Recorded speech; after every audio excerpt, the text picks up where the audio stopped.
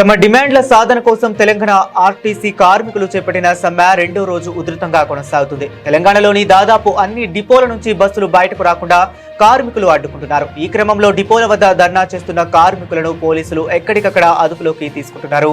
హైదరాబాద్ లో RTC JAC chairman ఈదురు వెంకన్నతో పాటు పలువురు కీలక నేతలను పోలీసులు అరెస్ట్ చేశారు. ఈ సందర్భంగా ఈదురు వెంకన్న మాట్లాడుతూ ప్రభుత్వం ఇప్పటికైనా సానుకూలంగా స్పందించకపోతే ఆందోళన పంథాను మారుస్తామని ఈదురు వెంకన్న హెచ్చరించారు. మేము నిబంధనల ప్రకారమే సమ్మెకు దిగాం.